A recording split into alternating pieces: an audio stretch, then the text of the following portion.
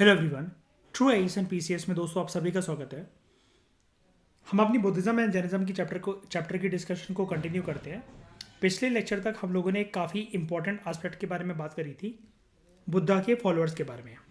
इस लेक्चर में हम लोग अगेन एक इम्पॉर्टेंट टॉपिक पकड़ते हैं, वो भी आएगा, लेकिन उससे पहले एक सोर्स देख लेते हैं। अगेन इस वर्ड की काफ़ी ज़्यादा रेलेवेंस है। थेरी का था, ठीक है, थेरी का था स्टोरी। ये एक यूनिक बुद्धिस्ट जो टेक्स्ट है थेरी का था, ये सुत्त पिटक का पार्ट है। इसके अंदर कलेक्शन है कुछ ऐसी चीज़ों की। वर्सेस बेसिकली क्या होते हैं शायरी, क्या होते हैं वर्सेस? हाँ, मतलब जिसके अंदर कुछ ना कुछ एक मॉरल भी छुपा होता है और एक फ्लो में बेसिकली वो बोले जाते हैं, लिखे जाते हैं ना। इनको कंपोज करा था भिक्कुनीस ने। भिक्कुनीस कौन थी? फीमेल, मेल के फीमेल? फीमेल, ठीक है। यहां पर हमें ना एक डीप इनसाइट देखने को मिलती है कि जो औरत थी उस जमाने के अंदर, जो कि बुद्धिस्ट मोनास्टिक संघ की पार्ट थी, मोनास्टिक ऑर्डर की पार्ट थी, उनके सोशल एक्सपीरियंसेस और स्पिरिचुअल एक्सपीरियंसेस किस किस प्रकार से थे, ठीक है। यहां पर बात करी जा रही है पुन्ना की, ठीक है। ये एक दासी या फिर स्लेव विमेन थी। ये हर सुबह नदी के किनारे जाती थी, पानी भरकर लाती थी मटके या घड़े में अपने मालिक के घर पर भरने के लिए, ठीक है, पानी भरने के लिए। अब वो उस जगह पर ना डेली एक ब्राह्मण को देखती थी जो कि नहाते हुए बाथिंग रिचुअल्स परफॉर्म कर रहा होता था। बाथिंग रिचुअल्स मतलब कैसे?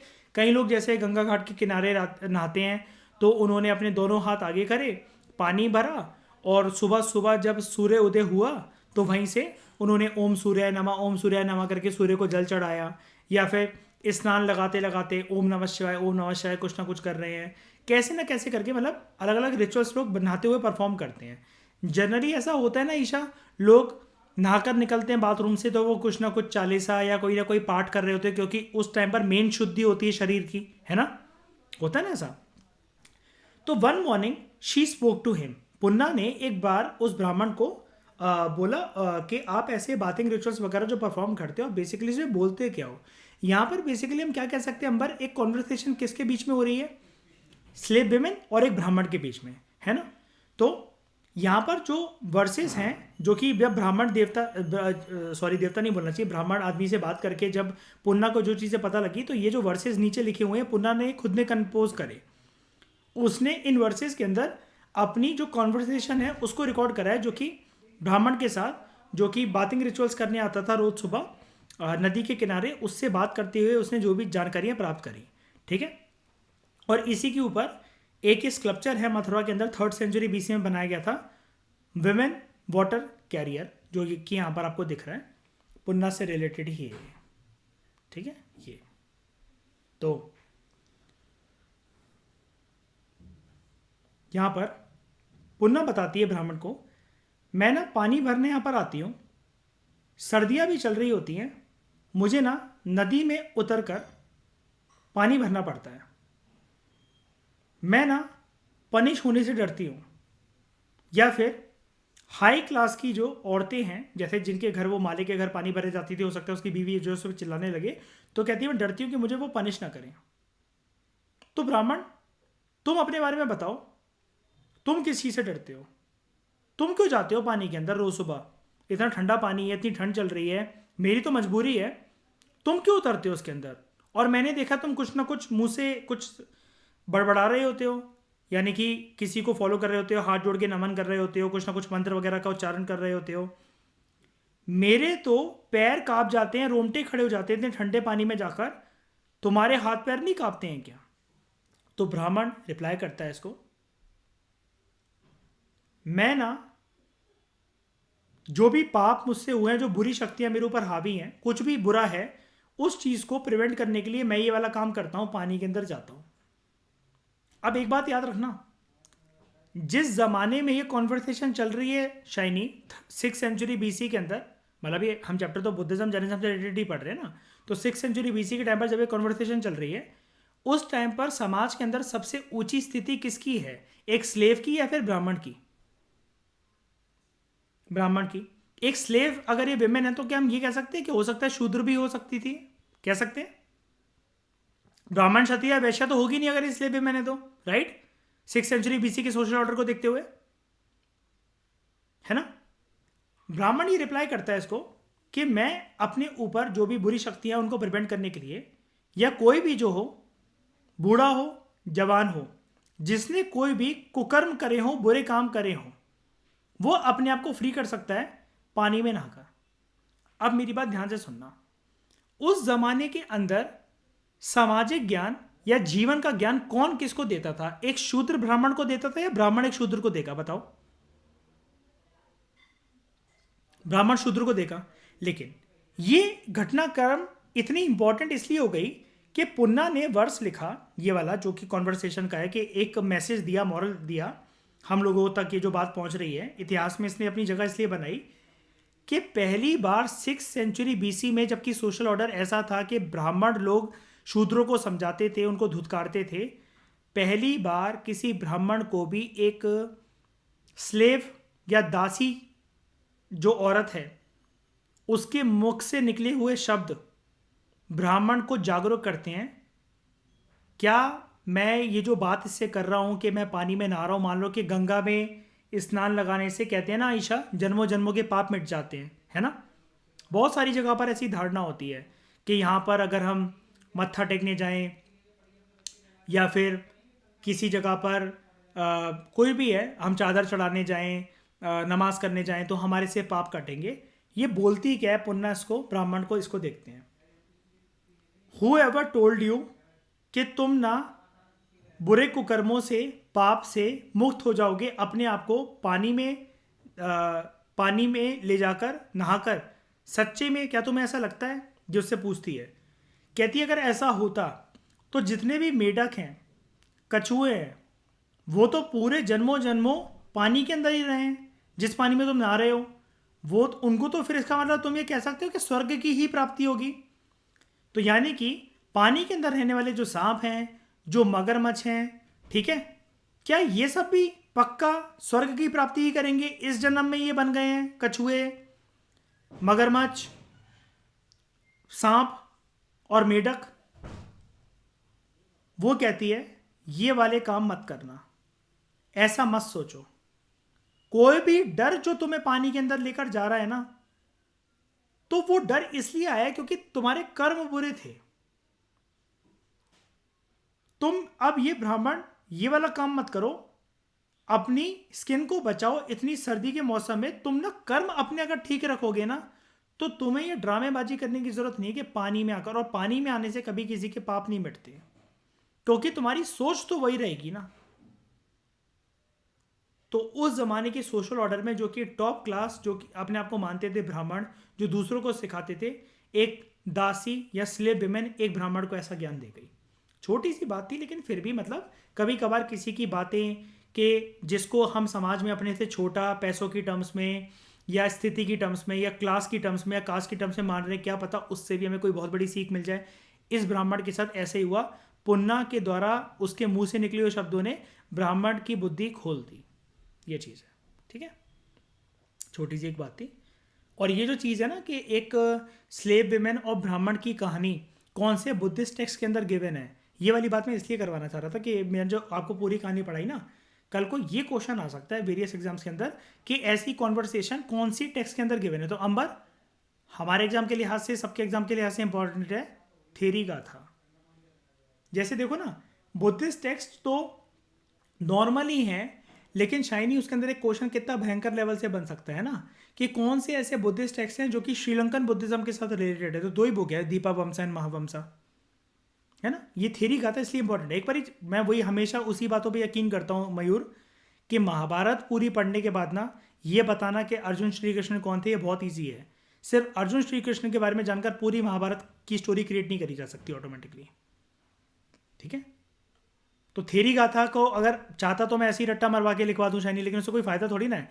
एटलीस्ट ये कहानी सुन ली तो एग्जाम में बैठे बैठे कहानी तो याद आ जाएगी ना कि अच्छा मैंने वो सुना था, हाँ यार थेरी थेरी टी से करके कुछ वर्ड था, और एमसीक्यू सामने होगा तो पहचान ही जाएंगे, दिमाग क्लिक कर जाएगा। उसके बाद rules for monks and nuns. यहाँ पर कुछ रूल्स हैं जो कि विनय पिटक के अंदर लिखे हुए हैं। विनय पिटक बुक किससे रिलेटेड है अंबर, किससे रिलेटेड, किससे? हाँ रूल्स एंड रेगुलेशन तो मुझे भी पता है, किससे रिलेटेड, किसके rules and regulation? Very good, monastic order, यानी कि मोनेस्ट्री को जो भी ज्वाइन कर रहा है, बुद्धिस्ट संघ या गण का जो पार्ट बन रहा है, राइट? ठीक है।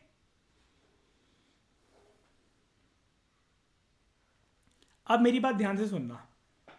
हम लोग अभी तक अंबर, ईशा, मयूर, सब लोग ऐसे ही सोचते थे ना जैद के मंक जो मर्जी चाहें भिक्खु या भिक्खुनी बन के मांग के आ सकते होंगे। हमने अभी तक इस चैप्टर के बारे में अभी कोई ऐसी प्रिसाइज बात करी नहीं ना कभी। भिक्खु की लाइफ तो ईशा कभी जानी ही नहीं है हमने, भिक्खु भिक्खुनी की। हमें तो ये लगता है ना कि ईगो जैसे टूट गया, ईगो टूट गया है, सबके साथ रह कर के राजा और जो सर्वेंट है वो एक ही जगह पर आ गए हैं, फिर राजा भी मांग मांग के खा रहा है। लेकिन क्या आपको नहीं लगता कि एक टाइम के बाद जब ईगो टूटेगा तो शाइनी ऐसा भी तो हो सकता है कि बगल वाले घर से जहाँ से आप आज एक कटोरी चावल लेकर आए हो, बहुत टेस्टी पुलाव बनाए हो उन्होंने, और आप फिर से चले जाओ, फिर 2 घंटे बाद फिर से चले जाओ, है ना? और आप तो ये कह दोगे कि मैं कौन सा प्रोड्यूस कर रही हूँ, मैं तो मांग का लेकर आ रही हूँ, और उन्होंने ही बोला था कि जितनी बार भी तुम्हें खाने हो तुम लाइफ टाइम आ सकते हो, हम तुम्हारे सेवक हैं, है ना? लेकिन बुद्धा इस चीज़ के ऊपर मयूर ब्रेक लगाते थे। उन्होंने ये जो रूल्स बनाए थे ना मोनेस्टिक ऑर्डर में, कि ऐसा नहीं कि भाई साहब ईशा कोई चीज़ चटोरेपन की पसंद आ गई तो बगल में जाकर खाते ही पीते चले जा रहे हो उसे, चीज़ें वहाँ से मिल रही हैं तो हाँ मैं कल फिर से आऊँगा, ये और 2 रेडी रखना मेरे लिए। अगर ऐसा ब्रेक ना लगाया जाएगा तो फिर जिस लेवल की ज़िंदगी इन लोगों की हो गई है, जिस लेवल की ज़िंदगी इन लोगों की हो गई है, मतलब अभी ये जो मोनेस्टिक ऑर्डर में आकर बुद्ध ये जो नन्स और मंक्स बन गए हैं, फिर ये उस लेवल की जिंदगी जिनकी हो गई है, तो जो जो चीज़ों की प्राप्ति इनको वहाँ पर हो सकती है, फिर तो ये उसकी भी आदत लगा लेंगे। अगेन इनकी वर्ल्डली डिजायर्स और मेटलिस्टिक प्लेजर की बातें जाग जाएंगी इनके मन के अंदर। नहीं, भले ही उस लेवल की नहीं जो कि प्रीवियस लाइफ में एंजॉय करते थे, लेकिन अब इन चीज़ों का शौक चढ़ जाएगा। हो सकता है फिर कोई मंक दिन भर बैठ के खाता ही खाता रहे चटोरेपन की चीज़ें, हो सकता है ऐसा कि नहीं हो सकता? ऐसे करके क्या वो मोनेस्ट्री तक तो पहुंच गया है, लेकिन क्या वो अपने इनर सेल्फ को जगा पाएगा क्या ऐसा करके? नहीं ना। अब ना विनय पिटक के अंदर रूल्स क्या क्या हुआ करते थे shiny, only source of UPSC and only box, ये बक्सा जिसके अंदर ये चीज लिखने वाली है, ये कहीं नहीं मिलेगा किसी यूपीएससी की बुक में, कहीं नहीं। क्या क्या बोला जाता था उनको? ये जनरल रूल्स होते थे विनय पिटक के अंदर, मतलब जो रूल्स हैं ये हम सबको पता है। लेकिन ईशा, अंबर, अगर आंसर राइटिंग के बेसिस पर ये क्वेश्चन आ गया कुछ ऐसे रूल्स बताओ जो कि बुद्धा ने बना रखे थे इन लोगों के लिए, हमारे पास कोई भी ऐसा सोर्स है क्या ईशा? दूर दूर तक नहीं ना। जैसे कि याद है 6 लाख की एनसीईआरटी में एक बात थी कि जब वो बात करते हैं अजात शत्रु से या पता नहीं किससे, कि वो हमें उधर संघ के रूल्स कुछ पता लगे थे उधर, है ना? वो भी बात कहीं पर भी गिवन नहीं थी दूर दूर तक। ऐसे ही आप यहाँ पर सीखो। नंबर 1 बात, जब भी आपको भिक्खु या भिक्खुनी बन के कोई भी एक कपड़ा, चादर, कंबल, कोई भी एक नई चीज़ ऐसी कुछ ओढ़ने की या बिछाने की मिली है, उस मंक के लिए एक रूल होता था, इसको 6 साल से पहले पहले आप नहीं फेंकोगे और नई ऐसा ब्लैंकेट, कंबल, चादर मांग कर लेकर नहीं आओगे। Number 1 rule. ये जर्नल रूल्स नहीं है, मैं फिर बता रहा हूँ, विनय पिटक के ऊपर अगर मेंस रिलेटेड क्वेश्चन आ गया ना, अगर ये बातें आपको लिखनी पड़ेंगी, बिना इसके नंबर नहीं मिलेंगे। अंबर, ये बातें इंपॉर्टेंट है, ये 6 साल और ये कंबल वंबल ये सब जितनी है, ठीक है?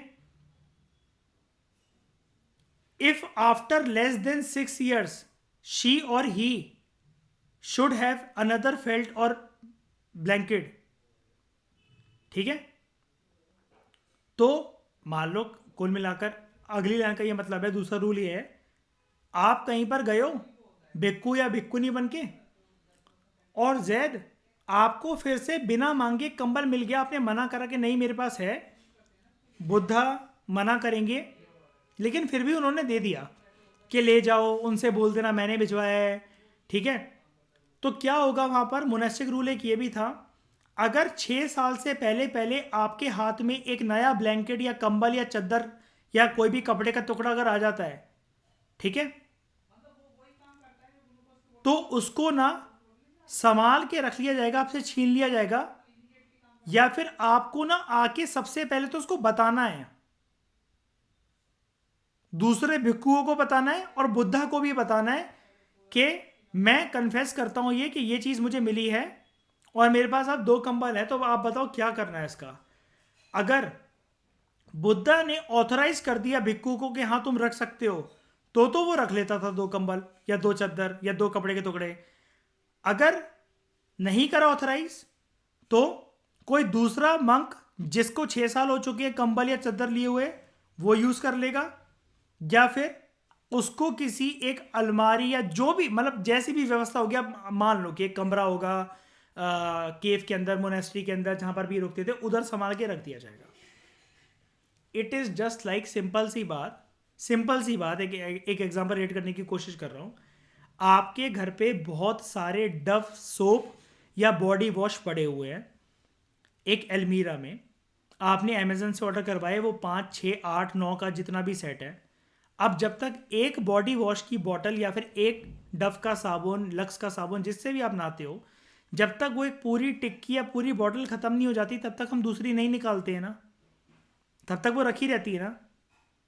ईशा, इंडियन फैमिली की नॉर्मल सी बात करो, अगर हम 6 के 6 डव के साबुन या 7 की 7 8 की बॉटलें अगर बॉडी वॉश की अगर बाथरूम में सारी एक साथ घोल के अगर रख दें, डांट पड़ेगी कि नहीं पड़ेगी घर पे? पड़ेगी ना, कि बर्बादी कर रही है, ये कर रही है, एक तो खत्म हो जाने देती पहले ये वो करके। सेम ऐसे ही यहाँ पर चल रहा है। यहाँ पर बस डव के साबुन की जगह आप कंबल और चद्दर ले आओ, और 6 दिन की जगह या जब तक वो टिक्की खत्म नहीं होती उसकी जगह आप 6 साल का रूल ले आओ। यहाँ पर मैं अगर पेपर बनाने वाला होता, यूपीएससी में तो मेरे हाथ बंधे होते, लेकिन स्टेट पीएससी में पक्का या अंबर सीबीएसई में मैं पक्का ये वाला क्वेश्चन डालता कि विनय पिटक के अकॉर्डिंग ब्लैंकेट या चद्दर को रखने का रूल कितने सालों का होता था। मेरा दिमाग तो इस लेवल तक भी जाता है। कितने साल? 1 साल, 2 साल, 6 साल, 8 साल, 12 साल, कितने साल? 6 साल। क्या मैं इससे कम ज़्यादा बोल लूँ अपनी मर्जी से? नहीं। क्यों? क्योंकि ये रूल है, ये लेवरेज नहीं है।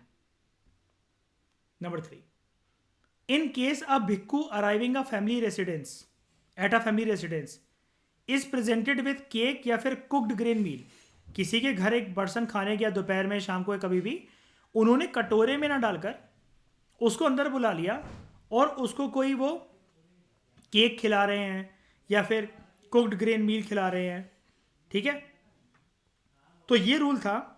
वो भिक्खू या भिक्खुनी एक्सेप्ट कर सकते हैं 2 या 3 बाउलफुल्स इफ ही और शी डिजायर्स। यानी कि कितना बोल रखा है, कितने कर सकते हैं मैक्सिमम? पूरी थाली 2 बार खा लो, या फिर मैक्सिमम कितने बार? 3 बार। अगर उसने 3 से ज्यादा बार खाया है, 3 से ज्यादा बार खाकर आया अगर वो, तो वो बुद्धा के सामने आकर इस बात को कन्फेस करते हैं। जैसे एक एग्जांपल, अंबर आप जिम जा रहे हो, जिम वाला आपको रोज वजन नापता है और रोज आपको कार्डियो, एक्सरसाइज, वेट लिफ्टिंग, बहुत कुछ करवाता है, पेट की एक्सरसाइज करवाता है। वो ये कहे कि आपका वेट कैसे बढ़ गया है, और एक रात पहले आप शादी में गए थे, तो जिम वाला जो आपका पर्सनल ट्रेनर है उसने ये बोल रखा है कि मुझसे सारी बातें शेयर करना, तो आपने बोल दिया कि कल ना रात को हैवी मील हो गया था, एक शादी में गए थे हम लोग, हमारे रिश्तेदार की घर की क्लोज शादी थी, वहाँ पर जाके मैंने ज़्यादा ज़्यादा खा लिया था। तो वो फिर आपकी उस हिसाब से मदद करवा पाएगा ना, है ना। अगर आप उसे झूठ बोल रहे हो कि आपका वेट क्यों बढ़ता चला जा रहा है और बैकग्राउंड में बता भी नहीं रहे कि मैं पेप्सी पी रहा हूँ, मोमोज खा रहा हूँ, पिज़्ज़ा खा रहा हूँ, तो वो आपकी कोई मदद नहीं करवा पाएगा, राइट। फिर हो सकता है वो आपको किसी को और रेफर कर दिया, कुछ गलत एक्सरसाइज बता दे जिसका और गलत परिणाम निकल जाए आपके शरीर के ऊपर। तो बुद्धा को जब बताओगे तो फिर बुद्धा ये देखो, इसका कन्फेस करने से होगा क्या, शायनी फिर बुद्धा या फिर कोई भी जो सीनियर मंक है वहाँ पर, वो क्योंकि ये बिने पे तक कोई ऐसी बात तो है नहीं कि ये जब तक बुद्धा थे तभी तक चलता था। बुद्धा के महापरिनिर्वाण के बाद भी तो ये रूल्स एंड रेगुलेशन फॉलो होते होंगे। ईशा मयूर है कि नहीं? तो जब आप कन्फेस कर दोगे, लेकिन हम अभी बुद्धा को लेकर चल रहे हैं इस एग्जाम्पल में, तो बुद्धा फिर ये समझ पाएंगे ना कि शायद से आप अपने इनर सेल्फ को इतने अच्छे से अनफोल्ड नहीं कर पाए हो। आपके अंदर वो खाने पीने का लालच या चटोरी जीभ आज भी है आपकी। तो आपको एक हायर लेवल के मेडिटेशन लेवल पर लेकर जाना है, राइट? और मुझे एक बात बताओ, संसार में 1 2 10 12 15 प्रकार की मेडिटेशन होती है क्या, या फिर अनगिनत प्रकार की मेडिटेशन होती है? बताओ, अनगिनत होती है कि नहीं होती है? ये चीज होती है। तो having accepted the 2 or 3 bowlfuls and having taken them from there, अगर वो एक्सेप्ट कर लेता है, वहां पर उसने खा लिया, और उससे ज्यादा अगर वो ले आया, मतलब वो खाकर नहीं आया, अगर खाकर आया तो साफ तरीके से बता दो, ये अगला रूल बना लो वैसे इसको। अगर वो वहां पर 2 या 3 बोल जो है वो ले आया, उसका वहां खाने का मन नहीं था, या वो 2 या 3 खाया, या उससे ज्यादा खाकर आ गया, अगर उस घर पे चौथा बोल खा लिया है, तो कन्फेस कर दो एक बारी बुद्धा को। अगर 3 से ज्यादा बोल मिल गए थे, उसने खाया नहीं, तो उसको मोनेस्ट्री तक लेकर आ जाओ और किसी एक भिक्खू को दे दो जो कि जस्ट मोनेस्ट्री के दरवाजे पर खड़ा हुआ था, जो कि जाने वाला है अपना कटोरा लेकर किसी अन्य घर में खाना मांगने के लिए। यानी कि हेल्पफुल एक मूवमेंट देख रहे हो? जैसे मतलब मान लो मैं जिस दुकान जा ही रहा हूं ईशा, तो आपने बोला कि भैया आप वहां तक जा रहे हो तो मेरे लिए एक ब्रेड भी ला देना, है ना? मुझे भी वहां तक फिर वरना जाना पड़ेगा। जब मैं जा ही वहां तक रहा हूं, तो मैंने कहा चलो ईशा का काम भी करते चलें। सेम दुकान पर मैं गया हूं जिस पे आप जाने वाले थे, समझ गए? ये चीज है वो। And this is the proper course here. Proper course here मतलब मैं अगर आपके लिए लेकर आया हूं ना खाना, तो ऐसा नहीं जैसे मतलब मान लो मेरा कहीं डिनर था, मान लो कि ईशा हम दोनों दोस्त हैं और हम किसी एक आंटी के जाते हैं, उनके बच्चे भी हमारे दोस्त हैं, तो आप कहीं बाहर गए हुए थे, तो आपने कहा कि दिपांग तुम खाना खाओगे ना, तो एक प्लेट मेरे लिए भी ले आना। उनके घर पे मान लो कि इडली सांभर बना है, ठीक है? तो यानी कि मतलब है, जब मैं उनके घर से पैक करवा रहा हूँ ना कि आंटी ईशा के लिए पैक कर दो ज़रा, वो अभी आने वाली है, अभी यहाँ पर नहीं आ पाएगी, घर पे लेट पहुँचेगी, तो अब मम्मी ने खाना वाना तो बनाया नहीं है, वो घर पे ही खा लेंगे हम लोग, तो मैंने तो खा चुका हूँ, मैं ईशा को मतलब घर पे ही ले जाता हूँ। तो इसका मतलब ये थोड़ी ना ईशा कि एक टुकड़ा इडली का डालकर और 2 चम्मच सांभर डाल के ले आओ मैं कटोरे में पैक करके।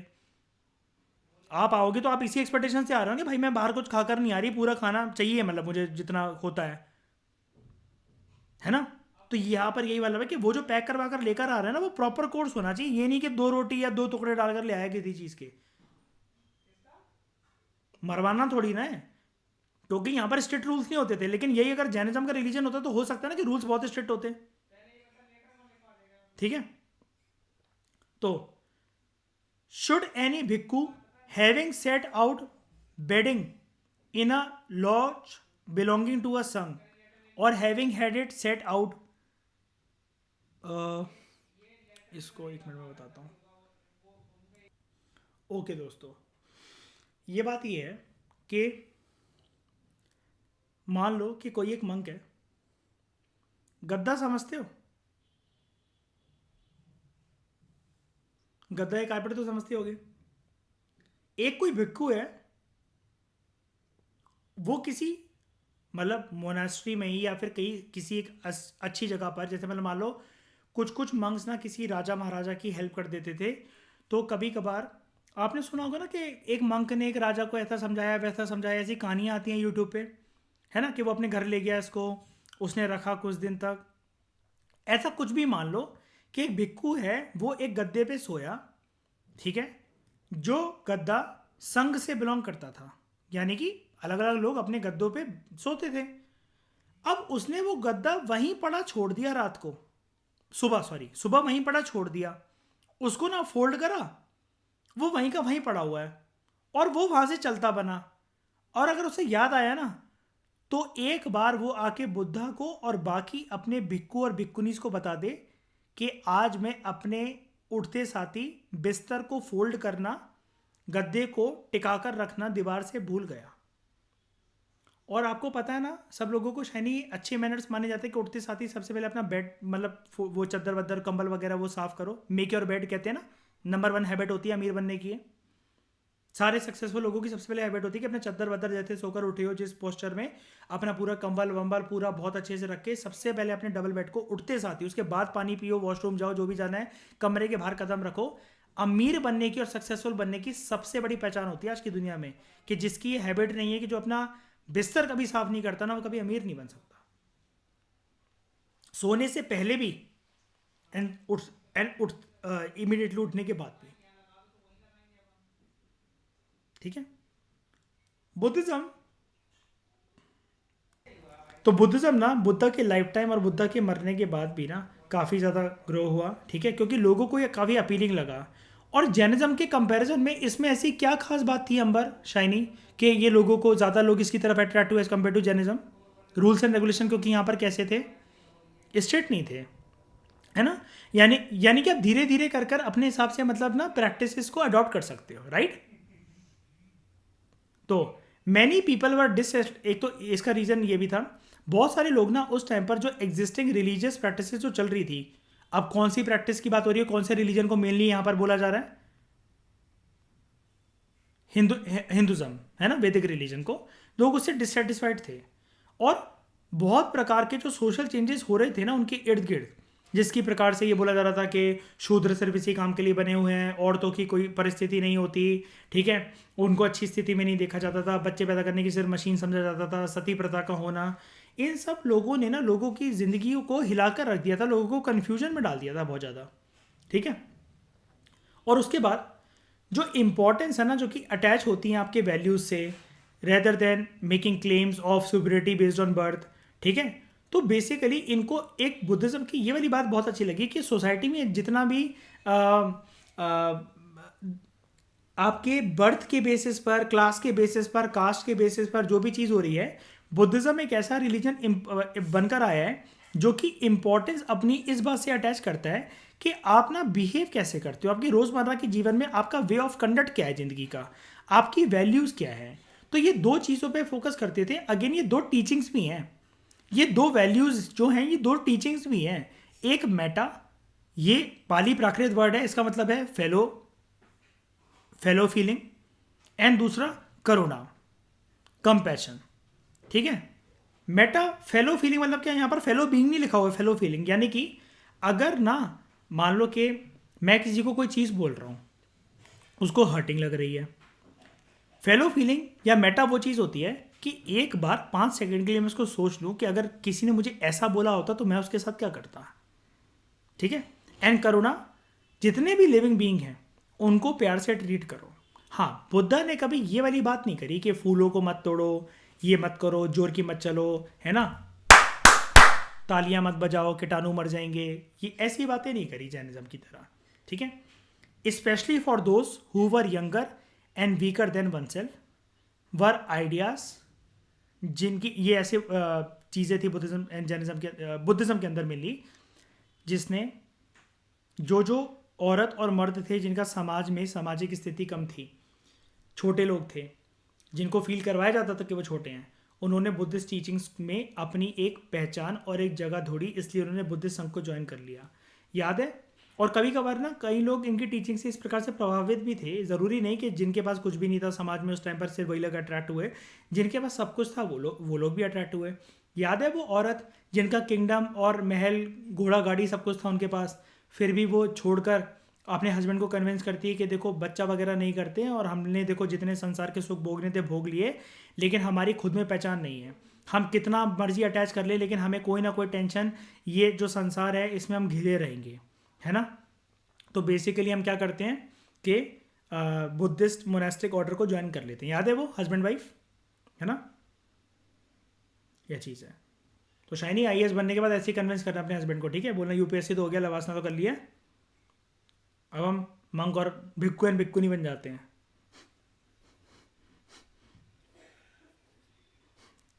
इसी के ऊपर वो बुक है, पता है Shiny, Amber, the monk who sold his Ferrari.